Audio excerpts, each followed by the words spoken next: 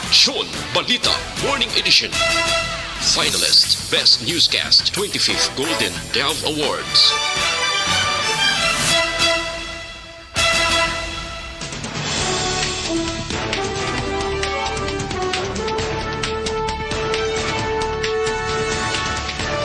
Sa mga balita lokal, 291 ka mga miyembro sang Sineco Union Rational Employees nagboto sang yes sa strike vote referendum maging patigayon kahapon. Magdagsa sang magapauli nga ROFs kag OFW sa syudad sang Bacolod ginapaabot. Balita national, PNP preparado sa warrantless arrest batok sa magapamahog sa media. Gobyerno plano limitahan ang pagbakal sa 3 tub-tub 4 ka brands ng COVID-19 vaccine. Balita international, 1,500 ka flights sa Estados Unidos kanselado bangod sa pandam sa mabaskog nga bagyo. Sa sports balita, Obiena ginkakas na sa listahan sang Patafa.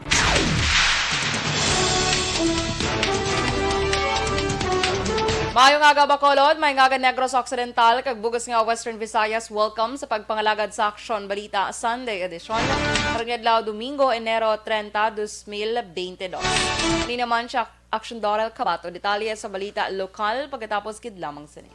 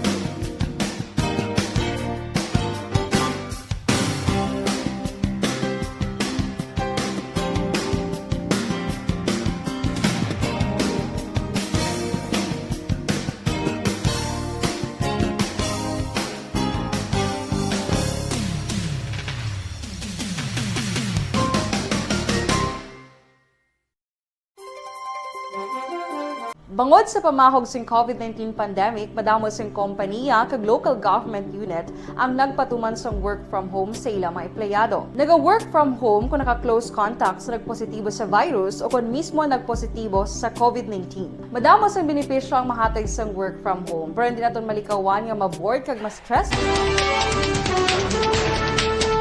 Lasay 5 Action Radio, Philippine Standard Time, pabalik sa Action Balita Sunday Edition, detalye sa balita lokal.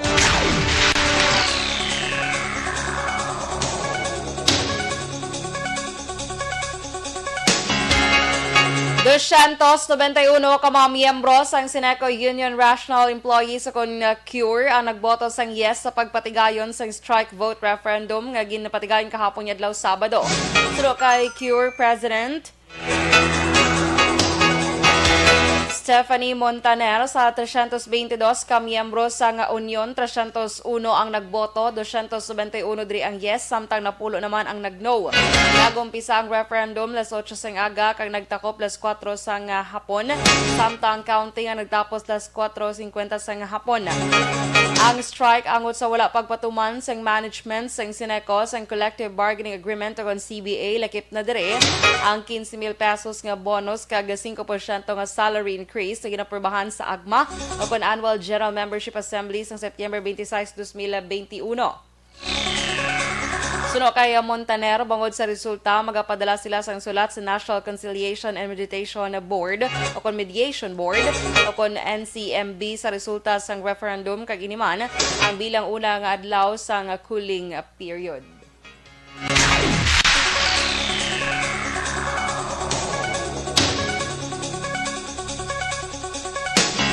Klaro naman ni CURE President Stephanie Montaner hindi nila luyag nga mag-strike pero ginaligar wala sila ginsapa sa management sang Sineco kag wala sila ginatagan sang period kun saan mapatuman ang ilang ginapangabay bago ginhambalan sila nga wala sang pondo. Nagpasalamat si Montaner sa mga miyembro nga nagsuporta sa ila pangabay kag nagboto sa referendum. Una na nga nagpagwa sing statement ang Sineco nga tanan niya agma resolution nga kinahanglan sang confirmation o kon approval nga karon wala pa nabaton sang management. Sunod sa Sineco base sa memorandum sang National Electrification Administration o kon NEA kapit sa Enero 20, 2022 ginabisuhan ang board kag management kag miyembro sa mga labor unions nga malambot dapat sa una nga 95% nga collection efficiency. Sunod sa Sineco, yara pa lamang sa 92% ang collection efficiency kay isa sa mga factors nga nag-apekto sang sini ang nagapadayon nga pandemya.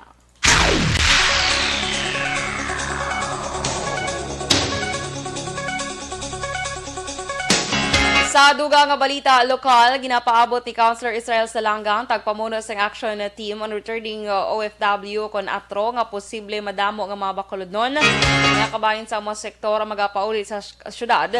Sunod sang panibago nga travel guidelines ang pagwa sa NIATF kahapon nga adlaw.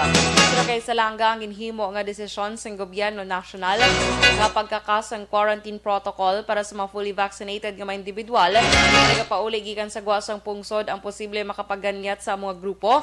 Labi na nga ini sila ang hindi na required nga magpaidalom sa mandatory quarantine sa pasilidad naging preparar sa gobyerno.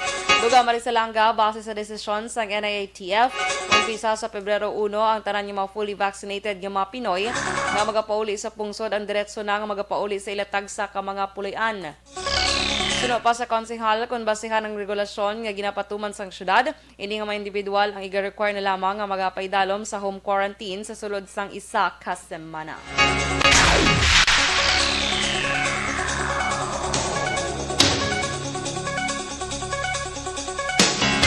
Klaro naman ni Negros Occidental Governor Eugenio Jose Lacson nga batuno ng inbound backhaul de passengers umpisa Pebrero 1 nga magapasa sang rapid antigen test nga may negatibo nga resulta gikan sa mga lehitimo nga laboratorio. Pero kay Lacson ginklaro ini sang lokal nga panguluhan sang syudad labi na nga mabakal lang sa bisan sino ang rapid antigen test kit kag hindi masigurado kung matuod ang resulta. Malayag pa ni Lacson sa bahay naman sa probinsya makabiyake man ang mga pasahero pabalik sa probinsya kung mayara sa negatibo nga results sa RAT apang kinahanglan magpa-RT-PCR test pagabot sa Silay Airport nga libre naman nga igatanyag sang probinsya.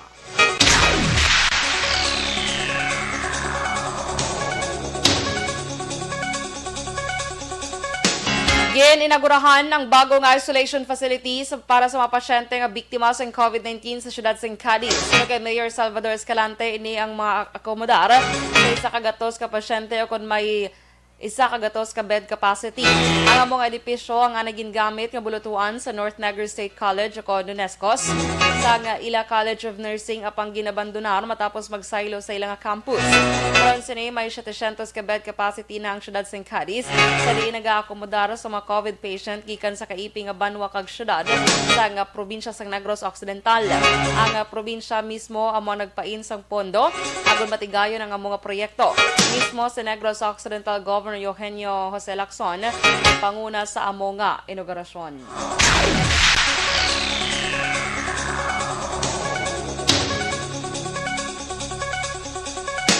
Kag sa katapusan nga balita lokal, nadugangan sang 1,385 ang kaso sa COVID-19 sa Western Visayas nga nagdala sa kabilugan nga 169,574 ka mga kaso.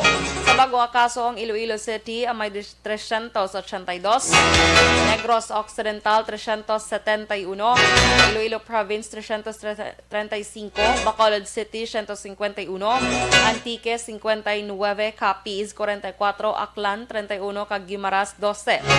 Samtang 772 ang bagong recoveries nga nagdala sa kabilugan. Nga 144,134 ka nagapabili naman sa 4,778 ang napatay matapos nga wala sang bago nga nagkalamatay. Ang Western Visayas ang may 20,583 ka aktibo nga kaso sang virus.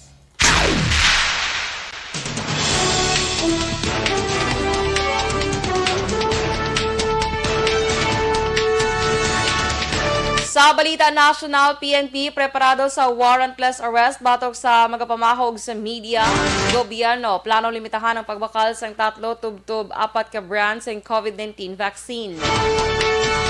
Ang detalye sa balita national pagkatapos gid lamang sini.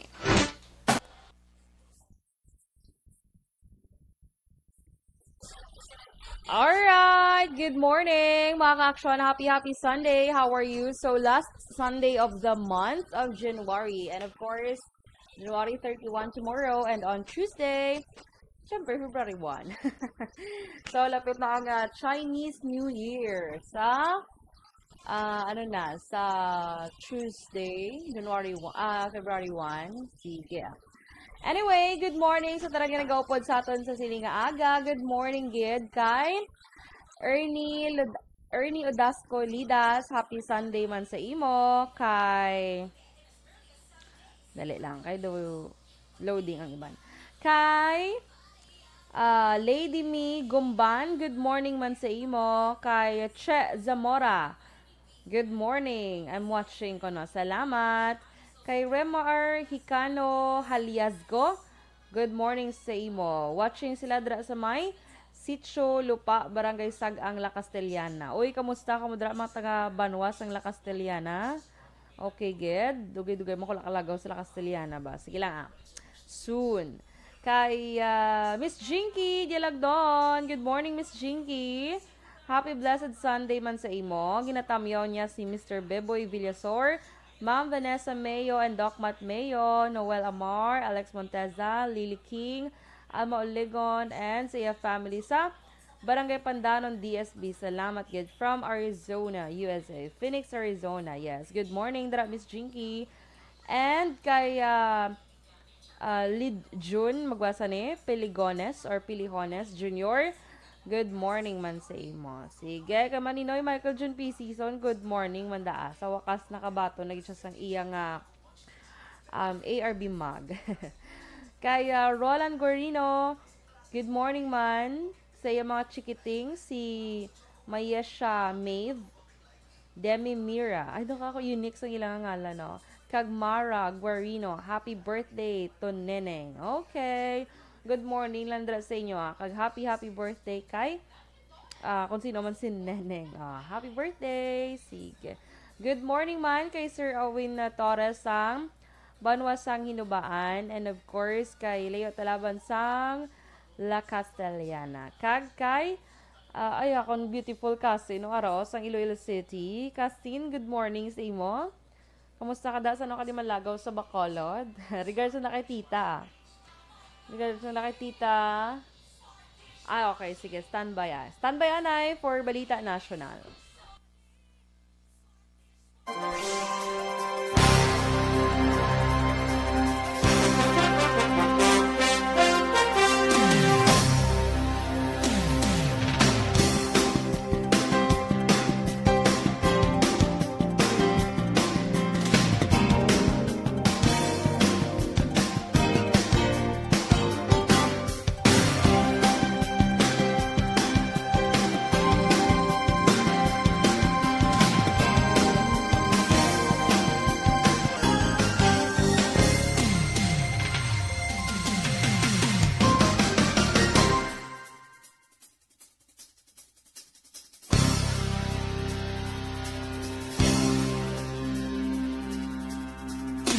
Aksyong Balita Sunday Edition. Sa aksyon!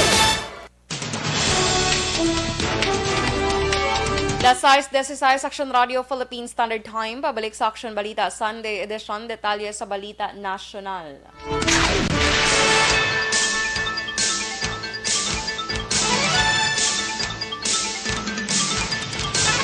Preparado ang Philippine National Police o PNP sa warrantless arrest batok sa mga magpamahog sa media sa maabot ng eleksyon.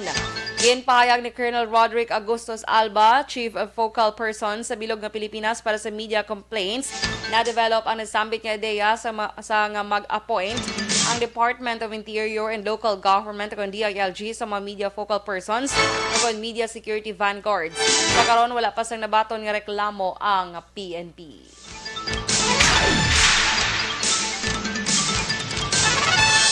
Ginpayag sang Department of Health kon DOH nga plano sa gobyerno nga limitahan ang pagbakal sa COVID-19 vaccine sa 3 tubtub 4 ka brands. Pero kay DOH Undersecretary Mirna Kabutahe, isa sa nabaluan sini nga hindi pagbaklon sing gobyerno ang Sputnik vaccine. Dugang pa ni Kabutahe nga sa record sa nga Biyernes 60 milyones na sang populasyon sa Pilipinas. Ang nakabaton sa unang nga dose ng bakuna kag 58.6 milyones ang fully vaccinated.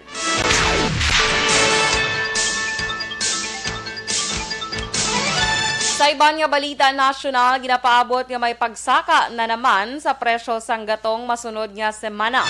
Sa pagbanabana sa Uni Oil Petroleum Philippines, may posibilidad nga magasaka sang 70 tubtub 80 sentimos kada litro sa presyo sang diesel kag gasolina. Ngay kalima nga semana nga may pagtaas sa presyo sang gatong. Sa datos sang Department of Energy, ginpakita nga ang year-to-date adjustment tubtub Enero 11, 2022 ang may total net increase nga 2 pesos kag 60 sentimos kada litro sang gasolina, 3 pesos kag 50 sentimos kada litro sang diesel, kag 2 pesos kag 74 sentimos naman ang kada litro sang kerosene.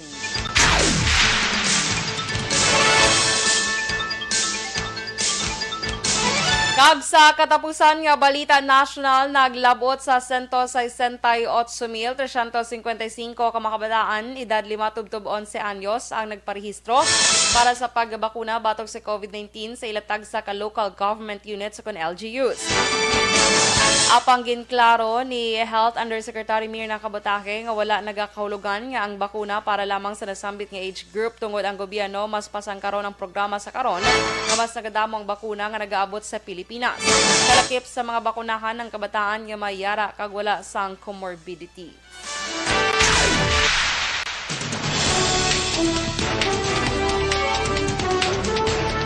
Las 6:19 Action Radio Philippine Standard Time. Detalye sa balita international kag sports pagkatapos gid lamang sini.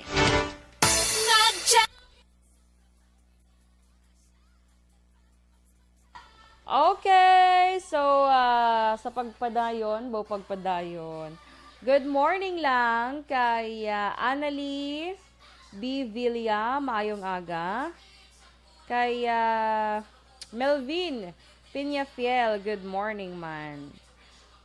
Good morning man kay Maninoy Liwat, Michael Jun P. Season, dira sa may Purok Brotherhood Barangay Sumag. At Tia Kim Iriman sa may Banwas ang Morsha, good morning gid. Sige. Kag sa aton mga ka-aksyon bala, by the way, sa mabot nga February 14, dali lang, kaya ka loading sa aton yung internet, Kay may, sa may mga love story, love story. Kay sa This Is My Life ni nato niya program kay Tita Wilma. Kung ikaw mayara sa amo siyang ginatawag nga Mi Amore. Mga pinasahi nga laragway sang paghigugma. Kung ikaw mayara sang pinasahi nga kasaysayan sang paghigugma, magpasakop na. Ipadala lang ang imo entry pinagi sa mga digital platforms. Pwede ka mo maka-email sa actionradyobacolod@gmail.com. So, small letter na tanan ha, kag wala na sang space. So, actionradyobacolodnews@gmail.com. Pwede man sa Facebook page ni Tita Wilma Sugaton, Action Wilma Sugaton ang ngalan. And then, pwede man sa Facebook account, Wilma Antopina Sugaton. O kon, mahimo nyo man personal nga madulong sa estasyon sa Action Radio Bacolod, diri lang sa Penthouse Wilrose Building, corners Burgos Luxin Street, Bacolod City. Kung gusto nyo maklear pagid ang information basi may pamangkot ka mo, visit lang sa page sa Action Radio Bacolod kay dira naka-pinned post ina nga mga ka-action nga activity naton, ha? So sa niya, ang sending sa entries umpisa subong adlaw. January 30 to February 10 lang. Okay? So, may basi may makilala kamadra or gusto nyo mag-join kamo mismo, pwede gid. And then, so until February 10. So, ang first place, ang magadaog of course, may 5,000 pesos. Second place, 3,000 pesos. Third place, 2,000 pesos. Kag may 7 ka consolation prize nga 500 pesos. Kag I think ang madaog mag-guest ka muna din sa February 14 kay Tita Wilma. So, yeah. Okay, see you. Kay Rosel Hian or Hayan Bailon, good morning. Gapamati sa subong sa UNOR, oy. May alma mater, good morning. Kay Sir Lester Benitez, have a blessed Sunday and thank you so much sa 200 stars. Stand by. Bangod sa pamahog sing COVID-19 pandemic, madamo sing Ang balita Sunday Edition.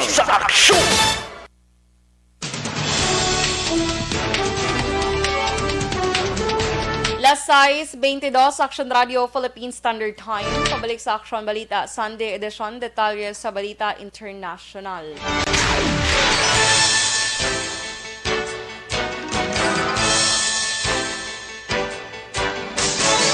Naglabot sa 1,500 ka flights na nakanselar sa Estados Unidos mod sa ginapaabot nga pag-igo sa mabaskog nga bagyo sa East Coast. Sa Logan Airport sa Boston pa lamang sa diin mayara na sa 231 ka flights sa Delta Airlines kag JetBlue ang nakanselara. Yara sa masobra 200 ka flights ang record sa New York airports kalakip na ang sa John F. Kennedy kag LaGuardia. Nabaloan ginpahayag sa report nga magatupa ang pag-ulan kung sa pag-ulan kag sang mandabol nga snow ang nasambit nga malaing nga tiyempo sa 65 milyones ka mga tawo.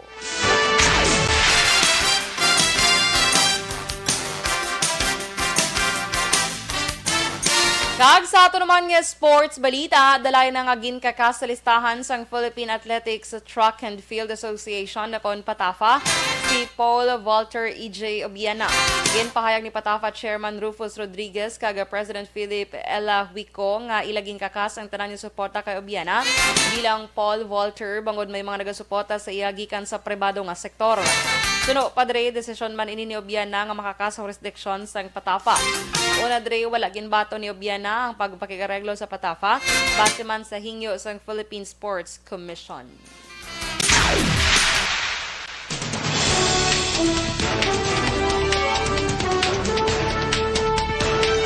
Las 6:24 Action Radio Philippine Standard Time kag inyo nabatian ang bugos nga detalye sa Action Balita Sunday Edition karong adlaw Domingo, Enero 30, 2022. Katapusan nga Domingo sang Enero. Again, thank you so much gid kay Sir Lester Ray Benitez sa 200 stars ngayon mag-insend. Good morning man kay Miss Grace Soke. Have a blessed Sunday everyone. Stay safe and God bless us all. Mga ka-aksyon sa din ka mga bahin sang Pinas, laboton ka sa mong balita kag serbisyo. Sama-sama tayo, Pilipino. Ini naman sa Aksyon Dorel Cabato. Una sa balita, una sa aksyon, sa Bacolod, Aksyon Radio.